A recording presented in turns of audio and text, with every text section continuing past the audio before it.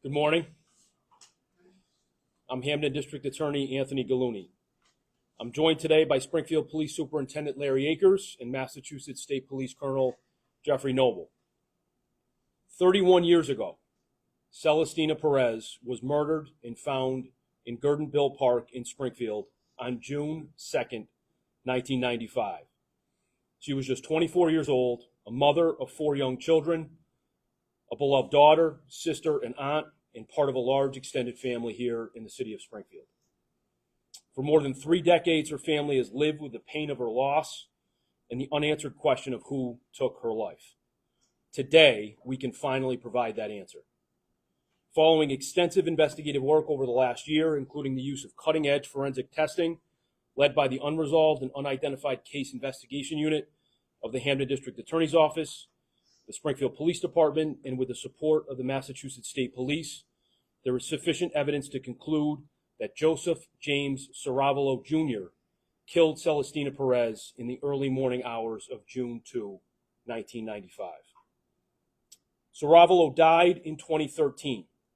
Given this fact and the totality of the evidence, the homicide investigation into Celestina's death is now officially closed. Today's resolution reflects the work of the Springfield Police Department at the scene in 1995, its thorough effort in the days and weeks that followed, and their ongoing commitment in the partnership with my office in the renewed effort in recent years to identify Celestina's killer. In fact, this resolution is a result of painstaking work across multiple agencies, disciplines, and generations of investigators. I will speak more about that extraordinary team in a few moments. On the afternoon of June 2nd, 1995, 2 men walking through Gurdonville Park discovered Celestina's body in a ravine near Genesee and Warwick Streets in Springfield's Lower Liberty Heights neighborhood. They alerted a nearby business owner who then called 911. The scene told investigators that Celestina had endured a violent struggle. From their observations of the ravine, investigators believed the struggle began near the top and continued down the slope to where her body was ultimately found. Blood was observed on twigs, foliage, and soil along the slope, as well as in the soil around her head. 2 buttons believed to have been torn from her blouse were also recovered from the slope. Her right shoe was recovered along a park path approximately 4 feet from her body. Her clothing, including her jeans and undergarments, the buttons, blood-stained vegetation, and other items from the scene were photographed, collected, and preserved as evidence. Springfield police officers and detectives, including Larry Akers and Trent Duda, responded, along with personnel from the Office of the Chief Medical Examiner, Massachusetts State Police Crime Services Section, and Crime Laboratory. Items on the scene, including those that have proven crucial to the conclusion of this case, were carefully collected and preserved. An autopsy determined that Celestina died from asphyxia caused by manual strangulation with additional blunt force trauma to her head. Her death was ruled a homicide. Detectives spoke with Celestina's family and friends, repeatedly canvassed the neighborhood, and followed all available leads. Despite these efforts, investigators were unable to identify her killer. The work done by Springfield Police in those first hours and days, the careful processing of the scene, the neighborhood canvasses, the witness interviews, and the preservation of evidence created the foundation that allowed investigators to continue to work this case decades later. The investigation did not end, the evidence remained, and so did our shared duty to justice, to Celestina, and to her family. Over the past 2 years, my office's Unresolved and Unidentified Case Investigation Unit identified Celestina's case as one that could benefit from renewed investigative work and advances in DNA testing. The team, including Assistant District Attorney Elizabeth Dunphy-Ferris, Springfield Police Captain Trent Duda, Massachusetts State Police Sergeant Thomas Sullivan, and others, engaged in a comprehensive review of the case. The mission was clear: re-examine the evidence, follow every viable lead, and determine whether modern forensic evidence and science could reveal what had remained unseen for decades. Based on the nature of the assault and the blood evidence documented at the scene, investigators believe Celestina's killer may have injured himself during the attack. That made the preserved bloodstains on her clothing particularly significant when the case was re-examined. Earlier testing had focused primarily on swabs collected during Celestina's autopsy. A 2009 examination did not yield sufficient DNA for SDR testing, and no further testing was conducted at that time. During my administration, we requested new testing of Celestina's preserved clothing, including her underwear and socks. Testing by the Massachusetts State Police Crime Lab detected blood on her underwear and developed a major male DNA profile suitable for entry into the Combined DNA Index System, commonly known as CODIS. That profile produced a CODIS match to Joseph James Saravalo Jr., who was 32 years old and living in Springfield at that time of Celestina's death. The evidentiary profile was estimated to exclude 99.99% of the population. The State Police Crime Laboratory completed the required technical and administrative review and retested the sample to confirm the match. I then authorized additional independent testing of Celestina's clothing by DNA Labs International, a private lab partner in Florida. A separate blood stain on a different area of her underwear produced the same major male DNA profile. The probability that an unrelated person selected at random would be included as a contributor to that profile was approximately 1 in 130 million. Saravalo also could not be excluded as a contributor to a DNA mixture developed from another blood stain on the outside pocket of Celestina's jeans. In other words, 2 forensic laboratories independently tested blood stains from different locations on Celestina's clothing. Both identified the same major male DNA profile. That profile matched Joseph James Saravalo Jr. Investigators also examined Saravalo's circumstances in 1995. He lived within a short walk of Gurdonville Park and was not incarcerated or otherwise known to be outside the area when Celestina was killed. The investigation further documented a history of assaultive behavior, including a violent domestic assault committed only weeks after Celestina's death that resulted in his arrest, prosecution, and conviction. Investigators learned during this process that Saravalo died of natural causes in 2013 at the age of 50. However, his death did not end our work. I directed the team to continue investigating and to seek independent forensic confirmation before we determined the matter closed. Even when a suspect can no longer be prosecuted, we have an ethical obligation to the victim's family, to the public, and to the person identified to ensure that our conclusion rests on a thorough investigation and reliable evidence. Although we may never know every detail of what happened that night or what motivated this brutal act, the evidence establishes that Joseph James Saravalo Jr.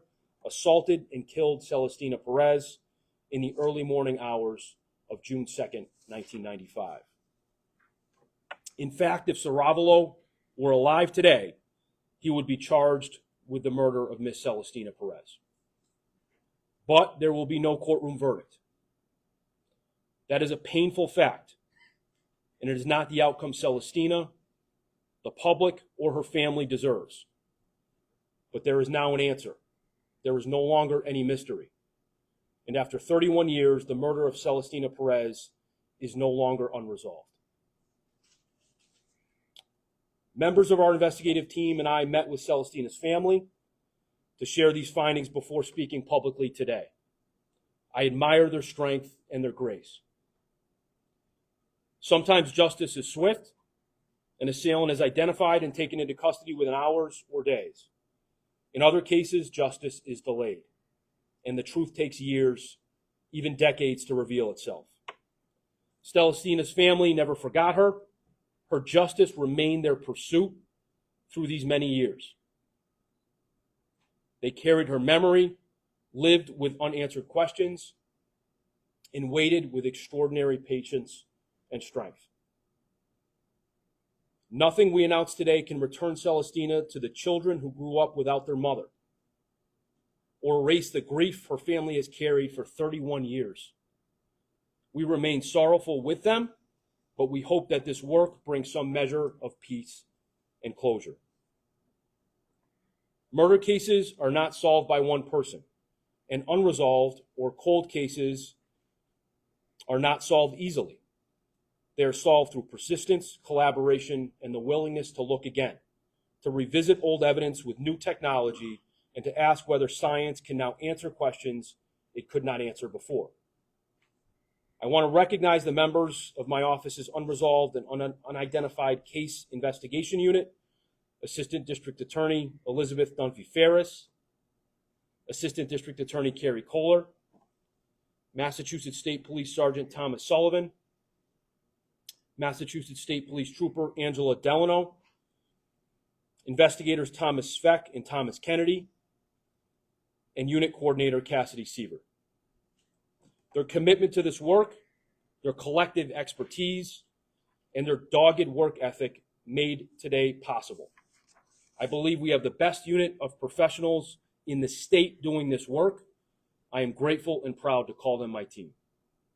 Thank you. I want to again recognize the Springfield Police Department and Captain Trent Duda for their vital work on this case. Captain Duda's involvement began with his response to the scene as a police cadet in 1995 and continued through his work on the renewed investigation as captain of the department's homicide unit. His knowledge, perseverance, and partnership were critical to reaching today's conclusion. We are grateful to all the current and retired Springfield Police Department personnel whose careful work contributed to today's resolution, including my friend Superintendent Larry Akers, who responded to the scene as a detective in 1995, Officer Ruben Barrero Sr., who photographed the scene and collected evidence, and his son, Officer Ruben Barrero Jr., who significantly contributed to the recent review and investigation. I want to thank Massachusetts State Police Colonel Jeffrey Noble for his ongoing dedication to the Commonwealth's crime victims. He and his administration have invested substantial resources into unresolved cases, thereby enabling and empowering my office to do this work. His leadership of the men and women of the state police and the crime lab have made a meaningful difference in our capacity and ability to work these cases. For that, I, my office, and our community are very grateful. I also thank Tracy Breton, Jennifer Montgomery, and Sydney Collins of the Massachusetts State Police Crime Laboratory for their work on this case. In fact, few people can speak to the full arc of this investigation as personally as Springfield Police Superintendent Larry Akers. He responded to the scene as a detective in 1995 and now leads the department as this case is finally resolved. I would like to invite Superintendent Akers to the podium to speak.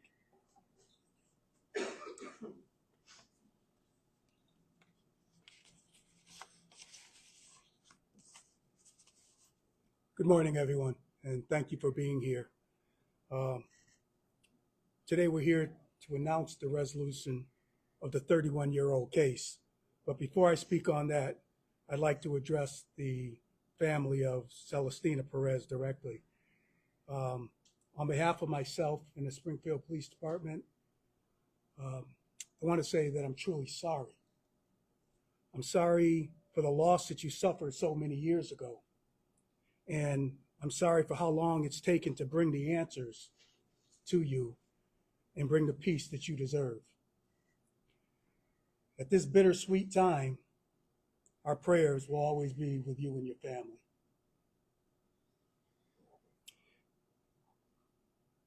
In law enforcement, we know that we cannot undo the past, but we also know that we can honor it by never giving up. And for 31 years, with the collaboration of the Hamden County DA's office, the Mass State Police, and the Springfield Police Department, we did exactly that. We never gave up. 31 years ago, I never expected to be standing in front of you today talking about this tragedy that happened. But I remember that day well. I remember being one of the first detectives to respond to the call. Everyone else who was there that day have retired and they've moved on. But I still remain here to talk about the importance of evidence collection at a crime scene, just how important that can be. The importance of collecting all the pertinent evidence. Even when the technology that we have today was non-existent, that evidence collection is a big reason why we're standing here today. I also wanted to remember some dedicated people who stepped forward to help. And as the DA said, there's too many people. I don't have to announce everyone. But I also want to mention that 20-year-old cadet who hadn't yet become a police officer. He came out to assist in photographing the scene, and which is another important part of the investigative process. Who could imagine 31 years later, that same cadet would be in this room today as the head of my Detective Bureau Homicide Unit. That young cadet is Captain Trent Duda, who's widely recognized as one of the finest homicide detectives in the state and maybe even beyond. When the district attorney's office brought this case forward, Captain Duda and his team immediately went back to work gathering old evidence, getting all the information so it could be tested and retested, ensuring that every detail was right. Captain Duda, thank you for your dedication, your professionalism, and tireless hard work. Your commitment in seeking the truth has been instrumental in bringing us to this day. Our detectives, our analysts, forensic teams, they all work together tirelessly, reviewing decades of reports, testing, retesting evidence, and applying every new resource that was available. Their persistence is the reason we stand here today with answers that once felt out of reach. As I close today, I just want to leave our community with this message. Justice should never depend on a person's zip code, their income, or the neighborhood they called home. Every victim deserves to be remembered. Every family deserves answers. And every community deserves the same commitment to justice. Some cases receive more attention than others, but that can never determine the effort that we put into seeking the truth. We remain committed to pursuing unsolved murders wherever they occur, including in the communities that have too often felt overlooked or underserved. Time does not diminish the value of life, nor does it lessen the responsibility to find those who are responsible. Today's outcome is a reminder that persistence matters.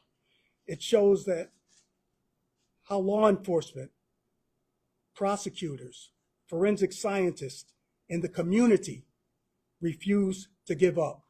We all win. To the families still waiting for answers, know this: you have not been forgotten. We will continue to follow the evidence, embrace advances in technology, and pursue justice with the same determination, no matter how many years have passed. Because every victim matters, every family matters, and every community matters. I thank you for your time, and to the Perez family, God bless you all.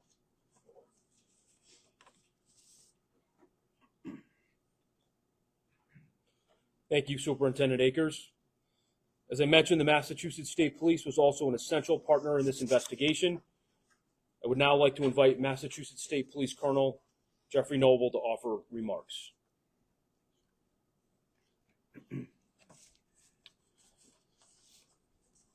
Thank you, District Attorney Gallooni, and thank you all for being here. We are here today to honor the life of a young woman taken far too soon. Celestine Perez was just 24 years old. She was a mother, a daughter, a sister, an aunt, and a beloved member of her family and the Springfield community. She was taken from those who loved her and from those who needed her by the man we now know who was responsible for her murder, Joseph James Cerevolo Jr. No one should ever have to endure what Celestina suffered in June of 1995. To the Perez family, I echo the sentiments from the DA and from the superintendent and from all of us that are here today. I and we offer our deepest condolences to you and your entire family on behalf of not only the Massachusetts State Police, but the entire law enforcement community and forensic team that worked so hard on this case. It is my hope that although we are now sitting here decades later, that today's announcement does bring some measure of peace. And finally knowing who is responsible for the crimes committed against your loved one. And we know and we understand that no announcement, no investigation, and no amount of time can ever bring Celestina back. But every family deserves answers. And today, after more than 3 decades, we're able to provide them. Today's announcement, though, to be clear, we know is not a victory lap. It is a testament to the unwavering commitment of the Massachusetts State Police, the scientists at the State Police Crime Lab, our partners at the Springfield Police Department, and the Hampden District Attorney's Office. It reflects that promise that those who take innocent lives and that commit violent crimes and shatter the peace of our communities will never be beyond the reach of our determined investigators. We will continue to pursue the truth. We will continue to fight for answers, for victims and for the families who spent years and sometimes decades waiting for them. Cases like this demonstrate the resolve, the professionalism, and the dedication by every member of the Massachusetts State Police and our law enforcement partners here with us today. Whether in the field or in the laboratory, our members are committed to following the evidence wherever it leads and to pursuing the truth without regard to the passage of time. Cases like this one define who the Massachusetts State Police are as an agency. And I'm proud to stand alongside the very dedicated team of professionals that are here with us today. Our investigators and forensic scientists have never stopped believing that this case could be solved. They never stopped searching for facts. See, that's what drives a case like this. It's that sense of hope and justice that can never be extinguished, no matter how hard the case and no matter how long goes by. They never stop seeking justice for Celestina and for the family that has carried this unimaginable loss for more than 3 decades. This case is also a powerful reminder that victims are never forgotten by the law enforcement professionals who carry out this very important work. The meticulous work performed by crime scene investigators from the original scene up through the forensic process and with our very capable and dedicated staff at the crime lab. It was all done not only to preserve evidence, but to combine with advances in DNA technology that you've heard about today. That's what makes today possible. Like the superintendent said, I renew that commitment to continue to pursue technology in any form that can help do our jobs and help resolve these very difficult cases. Today's scientists were able to unlock answers that were beyond our reach, and now we can stand here with confidence and say the search is over. We know who killed Celestina. I want to thank the members of the Mass State Police who worked alongside our Springfield police partners, Hampden District Attorney's Office under the leadership of DA Gallooni. Very proud to stand with you, sir, and you, sir, in this moment. I would like to say, in particular, I'd like to recognize the work of Sergeant Thomas Sullivan and Trooper Angelo Delano of the Mass State Police Unresolved Cases Unit, who are assigned here to the Hampden District Attorney's Office. Their determination, persistence, and careful review of the evidence led them to recognize that this case still had potential to be solved. And also, I'd be remiss if I didn't recognize the exceptional scientists at the Massachusetts State Police Crime Lab under the direction of our Chief Science Officer, Kristen Sullivan. It is their dedication. They may not be out in the field sometimes, but they do. In our case, sometimes they work behind the labs. They are with us every step of the way, and I'm very honored and proud to be part of that team. Specifically, I do want to thank forensic scientist Tracy Breton of the Criminalistics Unit, along with Jennifer Montgomery and Sydney Collins of our DNA unit for their outstanding work and commitment to justice. Every day, members of the Massachusetts State Police, both those who wear the uniform and those who serve in our laboratories, come to work with a single purpose: to serve the people of the Commonwealth by pursuing the truth, following the facts, and seeking justice for victims. Thank you. Thank you, Colonel Noble. I'd now like to introduce Celestina's nephew, Jose Reyes, and thank him for speaking on behalf of the family today. We respectfully ask that members of the media refrain from directing questions to the family. Mr. Reyes?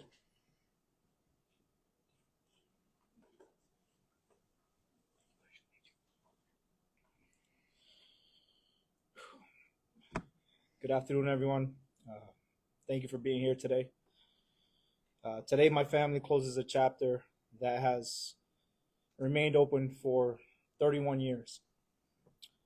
During all this time, we lived with questions, pain, uncertainty. We never stopped remembering our dear Celestina, our aunt, our sister, our mother, our friend. And we never stopped hoping that one day the truth would come to light. Today, that day has arrived. Although nothing can bring her back to us, erase the suffering we have lived, or deliver the full accountability in court that should have happened years ago, knowing the truth allows us to take a final step towards justice and begin to find a little peace. Thank you all to the people who during these years have supported us, listened to us, shared her story, kept hope alive with us. We also thank those who never stopped working on this case to bring us these answers. Celestina will always live in our hearts. Today, we close a chapter, but her memory and the love we have for her will remain forever. Rest in peace, Celestina. Thank you.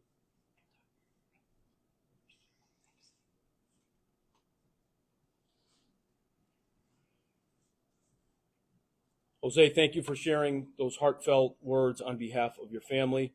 We deeply appreciate your willingness to speak with everyone here today. This case and the conclusion we reach today validates our efforts and the ideals by which we work. This is why we dedicate days, weeks, months, and years to these victims and their cases and the justice they so deserve. To every family waiting for answers after the loss of a loved one to homicide, we have not forgotten you.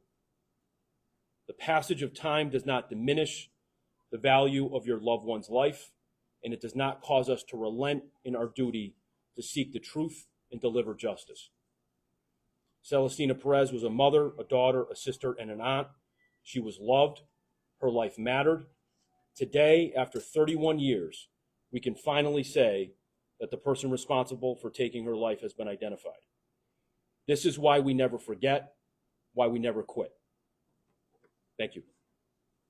Happy to take questions. Is Mr. Caravallo a suspect in other cases? No. Are you in the DA's office satisfied that Mr. Caravallo was the only one involved in Celestina's death? Yes, we are. Based on the evidence, that's our conclusion.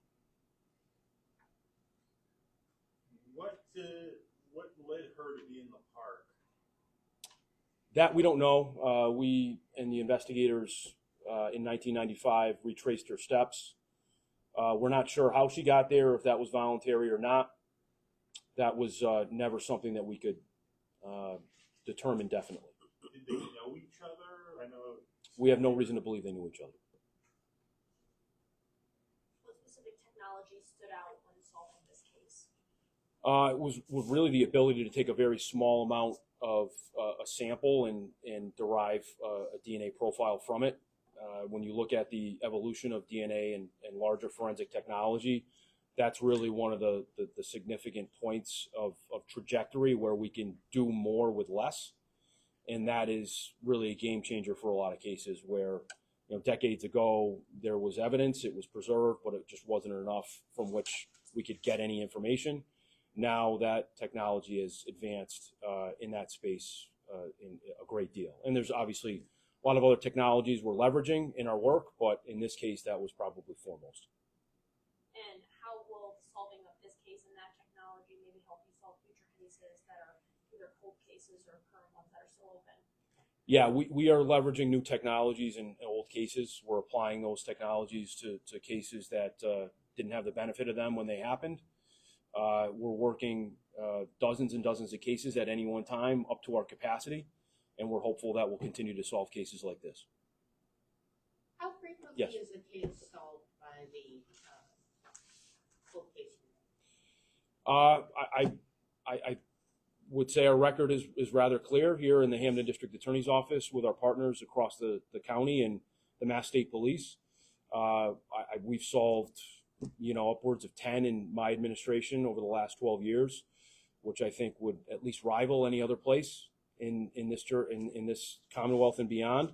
Very proud of that. I don't say that boastfully, but I'm proud of the work that we've done. And it's really attributable to my team and to the support that we have from the state police, the partnerships we have with the Springfield Police Department, which accounts for most of the unresolved murders in the county, but the partnerships we have with other municipal law enforcement. But the folks that I have, Assistant District Attorney Beth Dunphy-Ferris, Sergeant Tom Sullivan, they've been doing this work for a long time, and they are really accountable for the work each and every day that brings us to the position to solve these cases. And without the whole team that we have, and we've added to that team in recent months and years with some really fine people and the support, again, of our partners, we're going to keep solving these cases. And what I said in my remarks is true. Victims are not forgotten. Families are not forgotten. And we're not going to relent. And we have the resources to continue this work. Loretta? DA Gloomy, you mentioned this followed extensive investigation work over the last year. I know that you've been using this technology for quite a while. Do you think that this could have been solved any earlier than it has?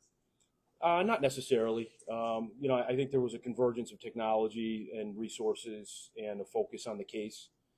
We're happy it's solved. There is some bittersweet aspect to it without a prosecution and public justice. But again, I'm hopeful that for the family, those who matter the most, this is a positive development. It provides an answer and it provides some level of closure and peace. And for us, it again validates our work. It makes the toil each and every day, the hard decisions, the hard work, the travel, all worth it because we were able to do something that matters to our community and it matters to people who we care about. Where did you get Saravallo's DNA, and how did that come into the hands of law enforcement? It was in CODIS. Which means He had committed a crime. CODIS is a database that law enforcement has access to, and generally, if you commit a felony in the Commonwealth, your DNA is entered into that database. And as I mentioned, he was convicted of a very serious domestic assault was committed in 1995 and convicted thereafter. How would you maybe have solved it had his data not been in that database? Been a lot harder.